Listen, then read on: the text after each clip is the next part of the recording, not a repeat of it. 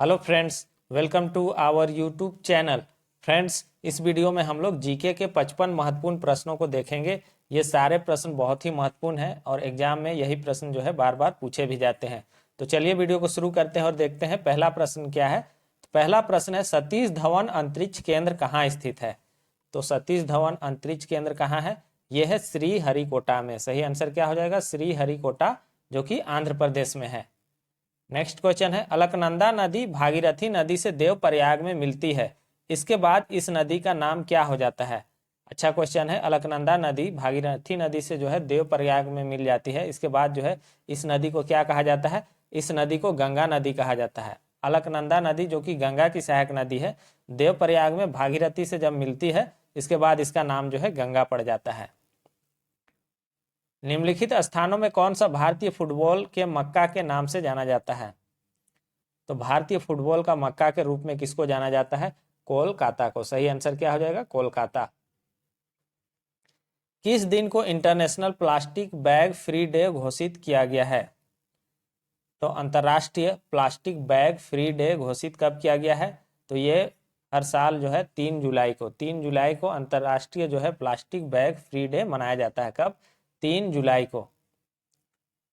निम्नलिखित में से किन दो तरफ से माउंट एवरेस्ट को मापा जा सकता है? तो माउंट एवरेस्ट को किन दो तरफ से मापा जा सकता है? तो यह है नेपाल और चीन की तरफ से। सही आंसर क्या हो जाएगा? नेपाल और चीन की तरफ से। माउंट एवरेस्ट की ऊंचाई कितना है पूछा जाता है? 8,848 मीटर लगभग जो है इसकी ऊंचाई है। 1989 के आम चुनाव में, यहाँ पर क्या होगा? 1989 के आम चुनाव में वयस्क को पहली बार वोट डालने का अधिकार किस उम्र में मिला? तो पूछा जा रहा है 1989 का जो आम चुनाव था उसमें वयस्क को पहली बार वोट डालने का अधिकार किस वर्ष में मिला? तो ये मिला था 18 वर्ष में। सही आंसर क्या हो जाएगा? 18 वर्ष में। इससे पहले 21 वर्ष था, लेकिन उसको घटाकर 18 वर्ष कर दिया गया था। प्रसिद्ध दिलवाड़ा मंदिर स्थित है।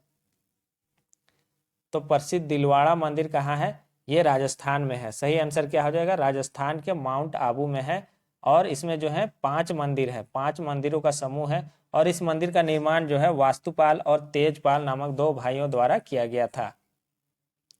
निम्नलिखित में से कौन the emergency India democracies darkest hour पुस्तक के लेखक हैं? तो एक पुस्तक है the emergency India democracies darkest hour. इस पुस्तक के लेखक कौन है? तो लेखक है इसके सूर्य प्रकाश। ये भी चर्चा में ये पुस्तक था, तो ये एग्जाम में पूछा जाता है। सही आंसर क्या हो जाएगा? सूर्य प्रकाश। निम्न में से भारत का ऑर्गेनिक राज्य कौन सा है? तो भारत का ऑर्गेनिक राज्य कौन सा है? ये हो जाएगा सिक्किम। सही आंसर क्या हो जाएगा? सिक्किम जो है भारत का ऑर्गेनिक राज्य है। यह जो है अपना अधिकतम कृषि भूमि को जो है जैविक कृषि करता है। इसका जो यह जो है जितना भी इसका कृषि भूमि है उस पर यह जैविक कृषि करता है, इसलिए यह जो है भारत का पहला संपूर्ण जैविक राज्य बन गया है। तो भारत का पहला ऑर्गेनिक राज्य या जैविक राज्य पूछेगा तो आंसर हो जाएगा सिक्किम। किसने बैरोमीटर बनाया? बैरोमीटर को वायु दाब मापी भी कहा जाता है। इसके द्वारा जो है वायुमंडल के दबाव को मापा जाता है। तो बैरोमीटर किसने बनाया था? ये बनाया था एवेंजलिस्टा टेरी केल्ली ने। सही आंसर क्या हो जाएगा? एवेंजलिस्टा टोरी केल्ली ने इसको बनाया था बैरोमीटर को। भारत में कपास की खेती के लिए सबसे आदर्श क्षेत्र क्या है? तो भारत में कपास की खेती के लिए सबसे आदर्श क्षेत्र क्या है? डेक्कन का पठार, यानी कि दक्कन का पठार। सही आंसर क्या हो जाएगा? दक्कन का पठार। यहाँ जो है काली या रेगूर मृदा पाई जाती है, जो कि कपास के लिए बहुत ही उपयुक्त है।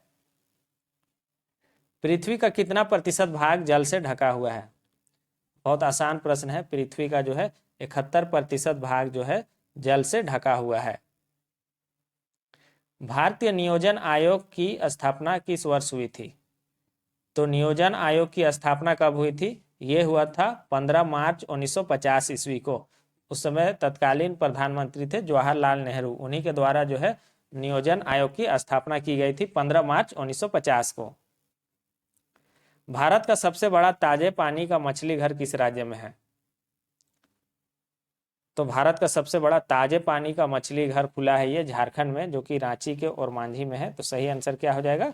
झारखंड। आर्यभट्ट निम्नलिखित में से किसका नाम है? आर्यभट्ट क्या है? तो आर्यभट्ट जो है भारत का प्रथम सैटेलाइट है, प्रथम उपग्रह है। सही आंसर क्या हो जाएगा? आर्यभट्ट जो है स्वदेशी तकनीक से बना प्रथम उपग्रह था और इस उपग्रह को जो है 19 अप्रैल 1975 ईस्वी को, ये डेट भी पूछा जाता है, 19 अप्रैल 1975 को सोवियत संघ रूस से छोड़ा गया था आर्यभट्ट उपग्रह को। अलकनंदा नदी धौलीगंगा नदी से किस स्थान पर मिलती है? तो अलकनंदा नदी जो है धौलीगंगा से कहां पर मिलती है? ये मिलती है विष्णुप्रयाग में। सही आंसर क्या हो जाएगा? विष्णुप्रयाग में। भारत की सब्सक्राइबर ट्रंक डायलिंग की शुरुआत कब हुई थी? तो भारत की जो सब्सक्राइबर ट्रंक डायलिंग है इसकी शुरुआत हुई थी 26 नवंबर 1960 ईस्वी को। 26 नवंबर 1960 ईस्वी को। विश्व प्रसिद्ध खजुराहो स्थित है?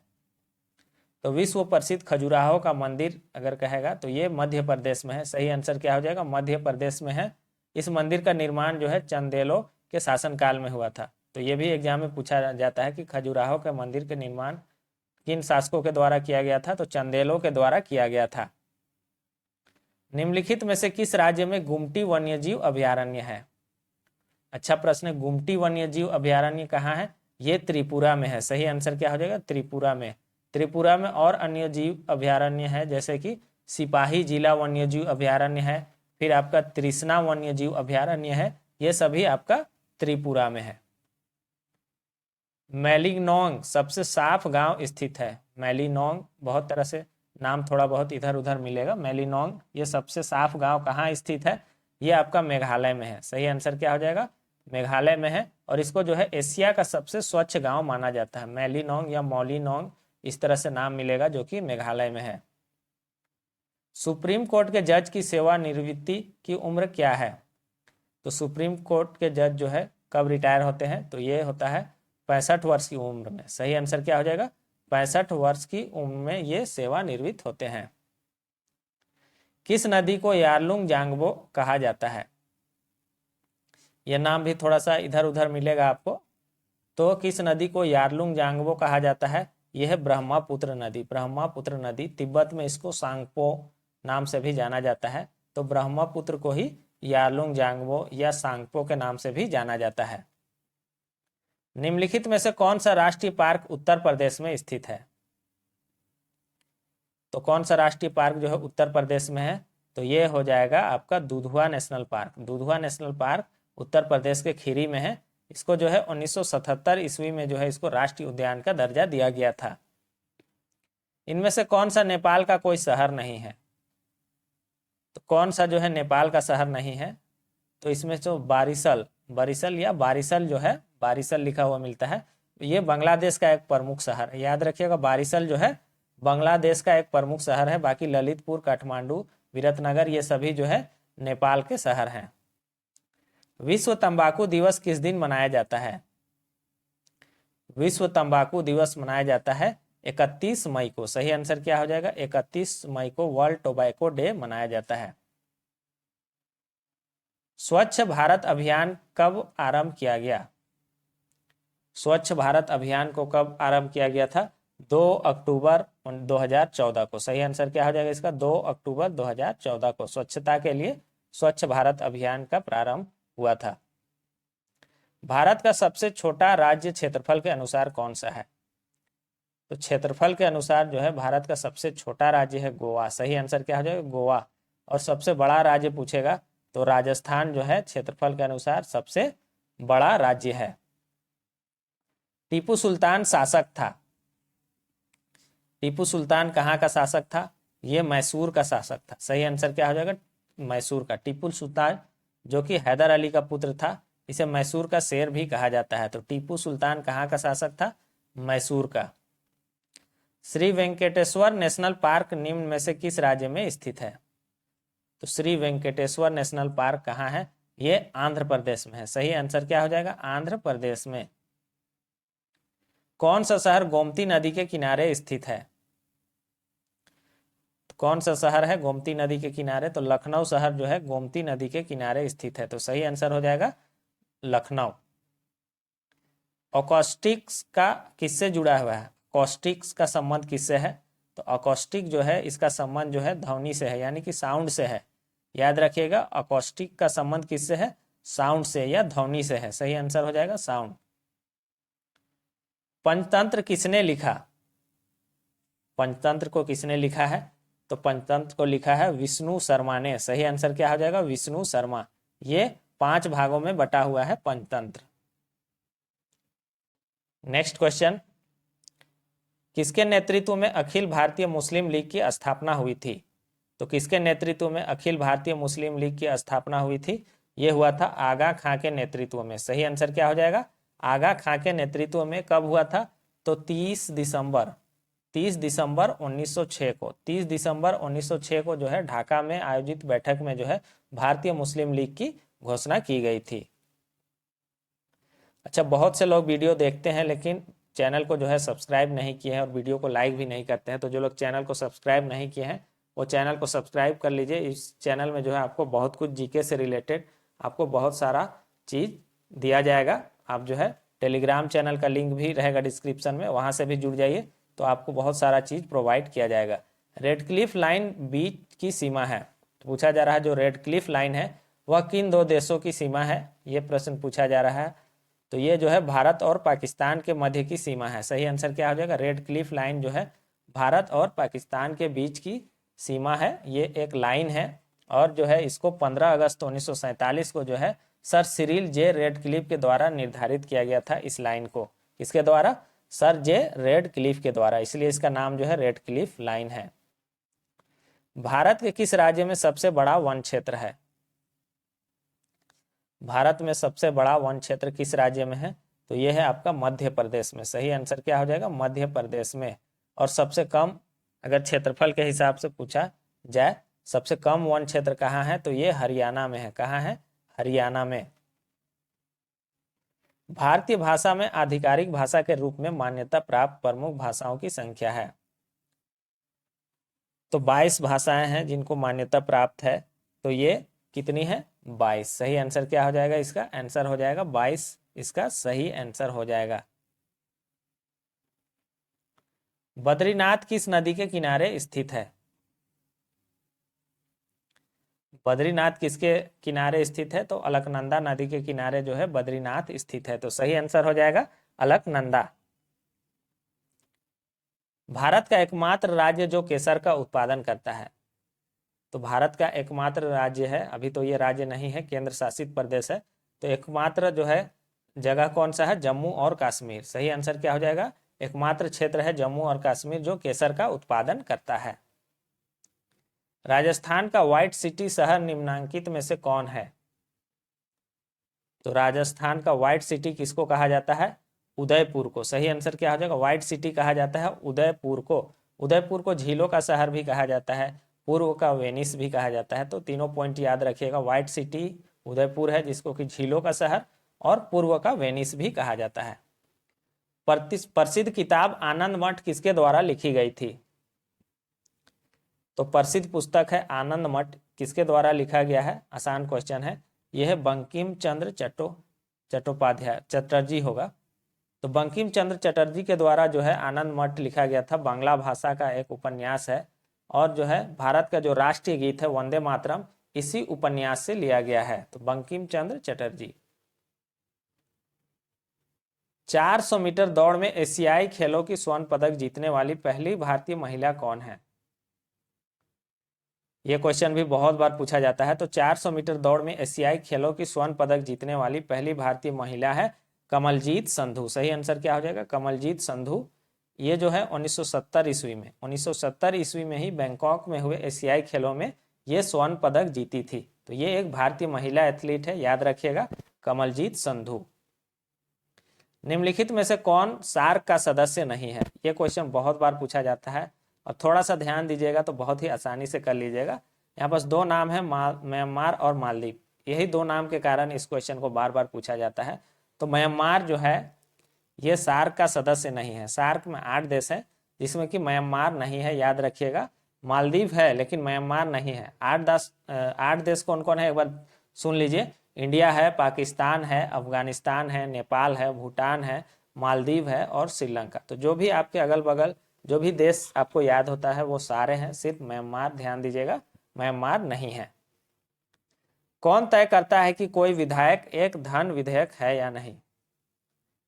कोई विधेयक होगा, कौन तय करता है कि कोई विधेयक जो है एक धन विधेयक है या नहीं? तो इसका फैसला कौन करता है? इसका फैसला करता है लोकसभा अध्यक्ष। सही आंसर क्या हो जाएगा? लोकसभा अध्यक्ष। और वो जो निर्णय लेते हैं वही निर्णय जो अंतिम होता है। तो कौन तय करता है कि कोई विधेयक धन विधेयक है या नहीं? लोकसभा अध्यक्ष, और उनका निर्णय अंतिम होता है। इनमें से कौन सी पुस्तक चेतन भगत ने नहीं लिखी है? चेतन भगत की जितनी पुस्तकें हैं वो बहुत ही महत्वपूर्ण है, एग्जाम में पूछा जाता है। तो फैमिली लाइफ जो है ये चेतन भगत का नहीं है। One Indian girl, half girlfriend, making India awesome, इसके अलावा two states, what young India wants, one night at the call centre, ये सब जो है चेतन भगत की प्रमुख पुस्तकें हैं। तो एक बार ध्यान से देख लीजिएगा। पानी के साथ प्रतिक्रिया के कारण एक यौगिक के रासायनिक विभाजन के लिए इस्तेमाल होने वाला पारिभाषिक शब्द है। यहाँ पर यौगिक हो जाएगा। पानी के साथ प्रतिक्रिया के कारण एक यौगिक के रासायनिक विभाजन के लिए कौन सा टर्म यूज करेंगे, कौन सा शब्द यूज करेंगे? तो उसको कहेंगे हाइड्रोलाइसिस। क्या कहेंगे? Hydrolysis. My country my life के लेखक कौन है? पुस्तक है माई कंट्री माई लाइफ, ये लाल कृष्ण आडवाणी जी की पुस्तक है। तो ये भी बहुत चर्चा में रहता है, LK आडवाणी जी का पुस्तक माई कंट्री माई लाइफ। और इनकी और प्रमुख पुस्तकें हैं, जिसमें कि एक नज़रबंद है, लोकतंत्र हो गया। तो ये सभी जो है LK आडवाणी जी की प्रमुख पुस्तकें हैं। तो ये तो एग्जाम में बार बार पूछा जाता है। अबू धाबी किस देश की राजधानी है? अबू धाबी जो है संयुक्त अरब अमीरात की राजधानी है। सही आंसर क्या हो जाएगा? संयुक्त अरब अमीरात। और इसकी मुद्रा क्या है? तो मुद्रा जो है दिरहम है, दिरहम इसकी मुद्रा है। IRDA किस क्षेत्र से संबंधित है? तो IRDA का संबंध जो है किससे है? ये बीमा क्षेत्र से है। सही आंसर क्या हो जाएगा? बीमा क्षेत्र से है। और इसका मुख्यालय कहाँ है? तो हैदराबाद में इसका मुख्यालय है IRDA का। बक्सर का युद्ध कब हुआ था? तो बक्सर का युद्ध जो हुआ था 12 अक्टूबर 1764 ईस्वी को। सही आंसर क्या हो जाएगा? 22 अक्टूबर होगा। 22 अक्टूबर 1764 ईस्वी को जो है बक्सर का युद्ध हुआ था। भारत में राष्ट्रीय पंचायती राज दिवस कब मनाया जाता है? तो भारत में राष्ट्रीय पंचायती राज दिवस मनाया जाता है 24 अप्रैल को। आसान प्रश्न है, 24 अप्रैल को मनाया जाता है। 73वां संविधान संशोधन जो हुआ था उसमें जो है त्रिस्तरीय पंचायती राज व्यवस्था को अपनाया गया था। कब? 24 अप्रैल 1993 को। तो ये भी याद रखिएगा, 24 अप्रैल 1993 को अपनाया गया था, लागू हुआ था, और इसलिए जो है 24 अप्रैल को पंचायती राज दिवस के रूप में मनाया जाता है। मातोश्री नाम की पुस्तक किसने लिखी है? मातोश्री नाम की पुस्तक जो है किसके द्वारा लिखा गया है? ये सुमित्रा महाजन के द्वारा। सही आंसर क्या हो जाएगा? सुमित्रा महाजन, जो कि 16वीं लोकसभा की अध्यक्षा थी। तो सही आंसर क्या हो जाएगा? सुमित्रा महाजन। भारत में मिर्च का सबसे बड़ा उत्पादक राज्य कौन है? तो भारत में मिर्चा का सबसे बड़ा उत्पादक राज्य कौन है? यह है आंध्र प्रदेश। सही आंसर क्या हो जाएगा? आंध्र प्रदेश। इसके अलावा जो है हल्दी का भी सबसे बड़ा उत्पादक राज्य कौन है? आंध्र प्रदेश। तो हल्दी और मिर्चा दोनों का सबसे बड़ा उत्पादक राज्य है आंध्र प्रदेश। आंध्र प्रदेश की आधिकारिक भाषा है? आंध्र प्रदेश की आधिकारिक भाषा है तेलुगु। सही आंसर क्या हो जाएगा? Telugu. The God of Small things पुस्तक किसने लिखी है? तो गॉड ऑफ स्मॉल थिंग्स पुस्तक किसके द्वारा लिखा गया है? ये लिखा गया है अरुंधति रॉय।